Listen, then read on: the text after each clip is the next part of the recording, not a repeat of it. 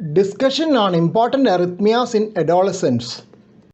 Arrhythmias in adolescents may vary from sinus arrhythmia, which is a normal variant, to life-threatening arrhythmias like ventricular tachycardia, wandering atrial pacemaker, isolated ventricular and supraventricular ectopics, and first-degree AV block are some other arrhythmias which need no specific treatment. Please subscribe to this channel for future updates. Click on the subscribe button, press the bell icon after that for all updates. On the other hand, supraventricular tachycardia, ventricular tachycardia and symptomatic complete heart block definitely require treatment. Ventricular fibrillation calls for immediate cardiopulmonary resuscitation and defibrillation. Opinion may be divided regarding asymptomatic complete heart block with a narrow QRS and a good ventricular rate. Arrhythmias can occur in an otherwise quite healthy adolescent. Management of arrhythmias in adolescents is rather individualized on a case-to-case basis. The basic questions to be asked are whether there is associated structural heart disease and whether the arrhythmias are symptomatic. If the answer is yes to either one of these questions, the arrhythmia often requires treatment. Sinus arrhythmia is the most common irregularity of the heart rhythm and it is a normal variant. It is due to the interaction between the autonomic control of respiration and the cardiac rhythm. Heart rate increases during inspiration and decreases during expiration.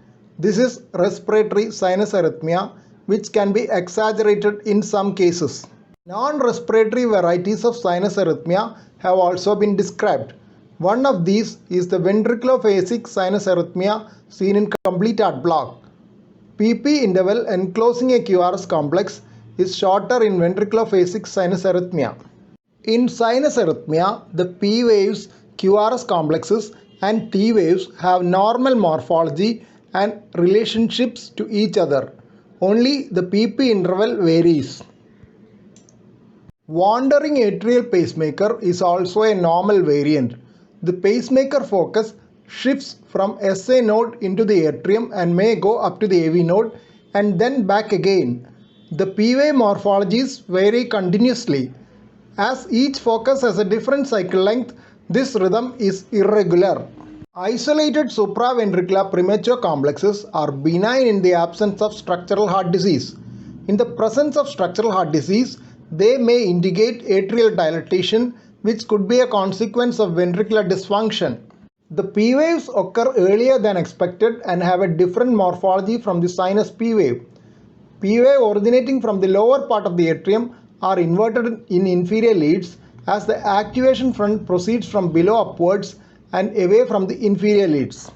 The supraventricular ectopics can be either conducted normally or with aberrancy, producing a wide QRS complex which may be mistaken for a ventricular premature complex. Sometimes the P waves may not be conducted. These are called blocked atrial ectopics.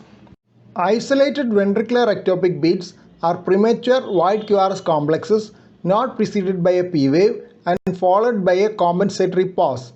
ST segment and T waves are in opposite direction to the QRS complexes. Unifocal or monomorphic VPCs are the most common variety. VPCs may also occur in bigeminal or trigeminal pattern. Couplets and salvos are rare and may indicate a more sinister problem. Monomorphic VPCs usually originate from the right ventricular outflow tract. They have LBBB pattern with inferior axis. Benign VPCs usually disappear with exercise only to reappear during recovery. Only advice in case of benign VPCs is to avoid caffeine and other stimulants which can increase their frequency in some individuals.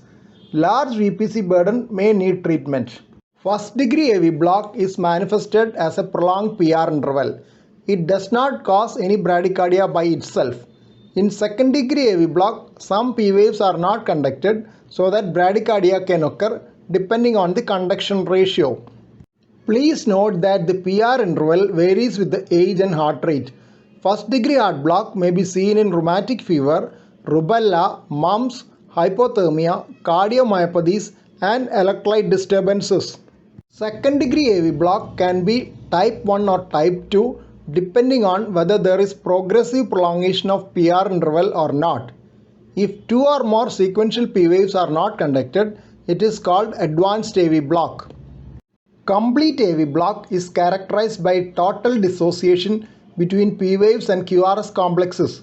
The P waves and QRS complexes are regular, but the PP interval is shorter than the RR interval and the PR interval is totally varying. Complete heart block can be congenital or acquired. Congenital complete heart block is associated with maternal connective tissue diseases like systemic lupus erythematosus. Corrected transposition of great arteries is also associated with congenital complete heart block. Congenital complete heart block is often asymptomatic and missed clinically. High-risk group in CHB includes those with a slower heart rate and wide QRS escape rhythm. A pacemaker is needed if CHB is associated with syncope, exercise intolerance, ventricular arrhythmias or structural heart disease.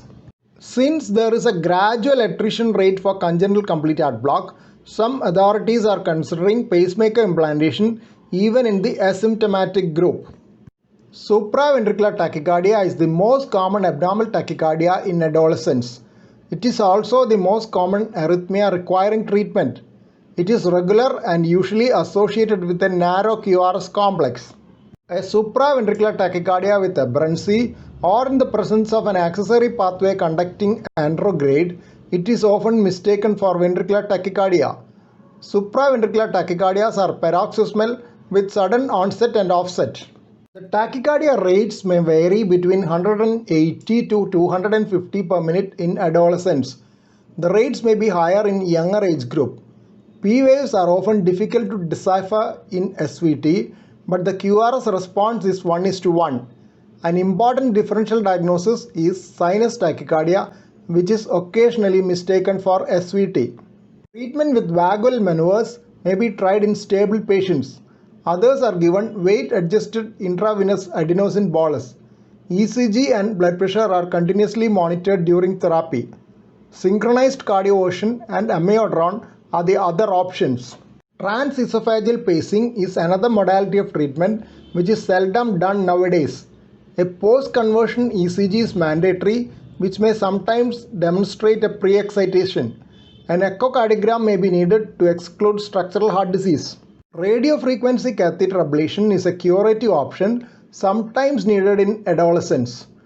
Drugs like digoxin, beta blockers, verapamil and amiodarone have been used in maintenance therapy for prevention of episodes.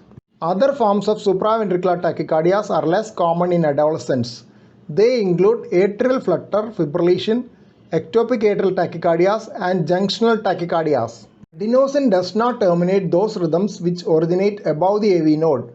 The treatment options include amiodarone, cardioversion and catheter ablation. Sustained ventricular tachycardias are uncommon in adolescents and definitely needs full workup.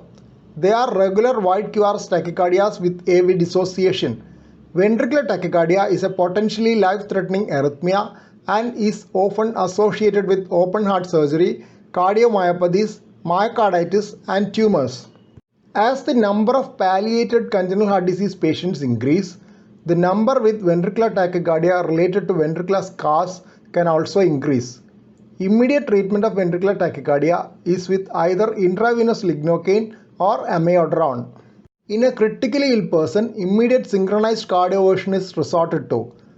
Long-term treatment options include medications like beta blockers and amiodarone or catheter ablation with or without implantation of an implantable cardioverter defibrillator.